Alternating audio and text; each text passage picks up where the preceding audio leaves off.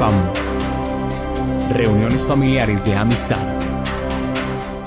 Enseñanza número 9. ¿Qué debo hacer para ser salvo? Segunda parte. En esta lección continuaremos conociendo los requisitos bíblicos para alcanzar la salvación.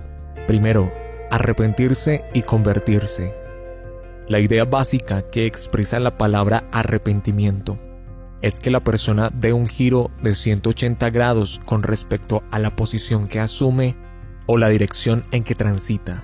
Para poder hacer este cambio, tiene que reconocer que va en la dirección equivocada, que la forma en que ha vivido hasta ese momento lo aleja de Dios y lo lleva a la muerte. En otras palabras, debe reconocer su pecado. El reconocimiento del pecado produce dolor de haber ofendido a un Dios santo y bueno, dolor de haber maltratado la vida, dolor de sentir que el mundo y el diablo ha jugado con uno. Este elemento emocional siempre estará presente en todo verdadero arrepentimiento. El último aspecto del arrepentimiento involucra la voluntad.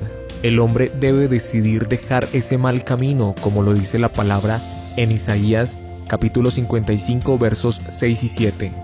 Buscad a Jehová mientras pueda ser hallado, llamadle en tanto que está cercano. Deje el impío su camino, y el hombre inicuo sus pensamientos, y vuélvase a Jehová, el cual tendrá de él misericordia, y el Dios nuestro, el cual será amplio en perdonar. Todo aquel que decide arrepentirse, encontrará que Dios está listo a ayudarlo, contará con el respaldo de Dios. En este momento todo el poder del cielo se pone a favor del pecador, y no hay fuerza humana o espiritual que lo detenga. Si Dios con nosotros, ¿quién contra nosotros? La reacción de Dios. Cuando un hombre se arrepiente, consigue que Dios cambie de actitud con él. Joel capítulo 2, versos 12 al 14 dice: donde pensaba destrucción y castigo, Dios dará misericordia y redención. Cuando el diluvio cayó por la ira de Dios, el corazón de Dios dio un vuelco al percibir olor grato desde la tierra. Noé conquistó el corazón de Dios y éste prometió no destruir más la tierra con agua. Un caso clásico de arrepentimiento. En el caso del hijo pródigo, una vez se concluye con el estado de sufrimiento que se vive es por estar lejos de la casa paterna. El corazón siente el deseo de regreso, el regreso sin pretensiones, el regreso en humildad. Esta es la actitud adecuada. No era tiempo de negociar, solo era tiempo de aceptar. Padre, he pecado contra el cielo y contra ti. Ya no soy digno de ser llamado tu hijo. El padre lo estaba esperando, lo abrazó, lo besó, lo restituyó. Todos se pueden arrepentir. Es bueno reconocer que tanto el pecador que nunca ha probado la gracia de Dios en su vida, como el creyente que se aleja del Señor, tienen la oportunidad de arrepentirse. El apóstol Juan les dice a los creyentes: hijitos míos, estas cosas os escribo para que no pequéis. Y si alguno hubiere pecado, abogado tenemos para con el Padre, a Jesucristo el justo. Primera carta del apóstol Juan capítulo 2 versículo 1. A Dios le pareció bien salvar a los hombres por la locura de la predicación del Evangelio. Primera carta a los Corintios capítulo 1 21. El llamado es para todos, a toda criatura, a ti que estás viendo este video en esta hora. Marcos capítulo 16 versos 15 y 16. Y les dijo: id por todo el mundo y predicad el Evangelio a toda criatura. El que creyere y fuere bautizado será salvo, mas el que no creyere será condenado. ¿Por qué sirve el arrepentimiento? El arrepentimiento es válido porque apela a la misericordia de Dios. Dios es un ser sensible que ama al hombre. Cuando el hombre tiene la actitud adecuada, Dios estará pronto en perdonar. Dios puede tener misericordia porque la sangre de Cristo ha sido derramada y por medio de ella Dios nos perdonó. El precio ha sido pagado. Nadie se presenta ante Dios con las manos vacías, sino presentando a Cristo como su ofrenda por el pecado. El arrepentimiento implica que el hombre no piensa seguir pecando. Es posible que él no tenga la fuerza necesaria, pero Dios necesita que él tenga la voluntad y decisión de ser fiel hasta la muerte. En estas condiciones, Dios le suple lo que le haga falta. La muerte del pecador es negarse a seguir viviendo según la propia voluntad, es morir. Solo los que mueren tienen posibilidad de vivir. ¿No sabéis que los injustos no heredarán el reino de Dios? No os engañéis, ni los fornicarios, ni los idólatras, ni los adúlteros, ni los afeminados, ni los homosexuales, ni los ladrones, ni los ávaros, ni los borrachos, ni los maldicientes, ni los estafadores heredarán el reino de Dios. Y esto erais algunos de vosotros, pero ya habéis sido lavados, ya habéis sido santificados, ya habéis sido justificados en el nombre del Señor Jesús y por el Espíritu de nuestro Dios. Primera carta a los Corintios, capítulo 6, versos 9 al 11. Segundo, bautismo. Lo primero que haremos será mirar su definición. Esta palabra viene de la palabra griega baptisma, del verbo baptizo, que significa sumergir, zambullir, anegar, estar hundido. La palabra en su idioma se explica por sí sola, pero los receptores tienen necesidad de una explicación. La idea obvia es que el bautismo es por inmersión. Cuando en la antigüedad el ministro anunciaba un bautismo, solo tenía que decir que invitaba al hundimiento de alguna persona. La idea principal del bautismo es sumergir totalmente al candidato al bautismo. Diversas posiciones existen en el mundo cristiano con respecto a la forma. Básicamente dos maneras de realizar el bautismo: inmersión y aspersión. Inmersión es sumergir totalmente al candidato. Aspersión es rociar al candidato con agua. La idea más notoria en la Biblia es la inmersión, sobre todo porque la palabra misma así lo indica y porque siempre los bautismos se efectuaron donde habían aguas abundantes. La tipología en el bautismo.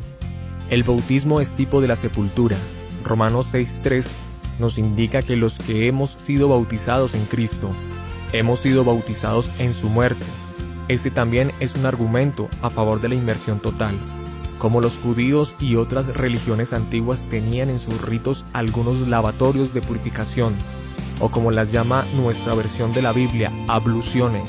El apóstol Pedro explica que el bautismo precisamente no es uno de estos baños para quitar la inmundicia de la carne. Primera carta del apóstol Pedro, capítulo 3, verso 21. El bautismo que corresponde a esto ahora nos salva, no quitando las inmundicias de la carne, sino como la aspiración de una buena conciencia hacia Dios, por la resurrección de Cristo. No se trata, pues, de lavar el cuerpo. El bautismo es la respuesta a una buena conciencia. Significado del bautismo. El bautismo cristiano está conectado con el perdón de los pecados.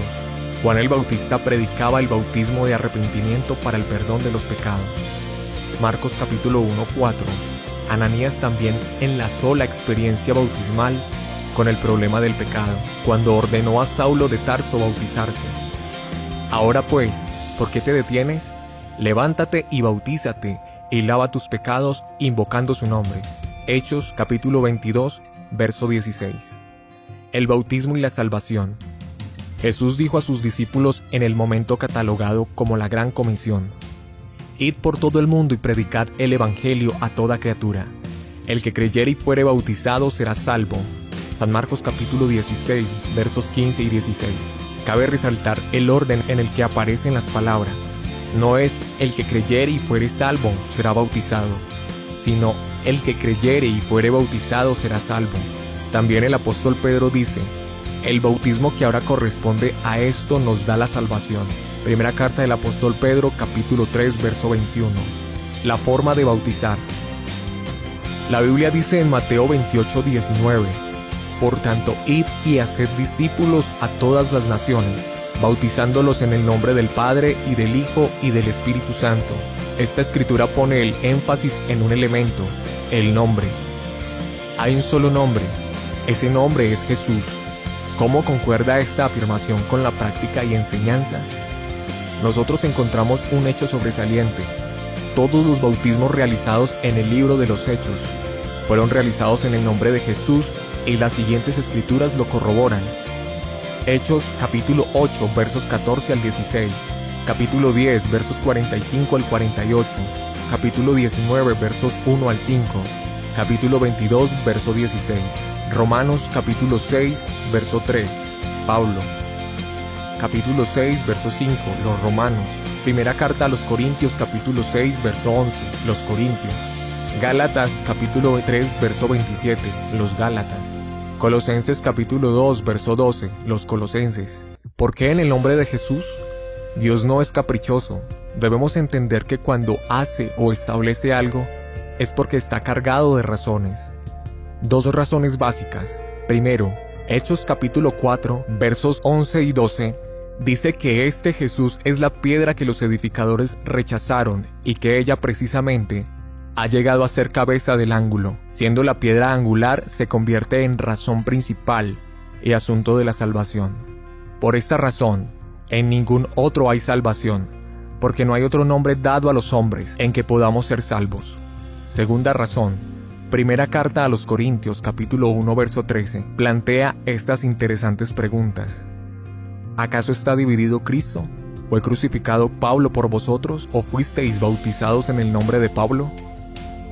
La insinuación clara es que los corintios habían sido bautizados en el nombre del crucificado. Y no es para menos, puesto que el bautismo es una identificación con la muerte del que a través de la muerte nos dio vida. La Biblia es la palabra de Dios, y no es posible que se contradiga. En ella encontramos la invitación al arrepentimiento y al bautismo en el nombre de Jesús, para el perdón de los pecados. No te detengas, completa estos requisitos y recibe la salvación para tu vida. Dios te bendiga.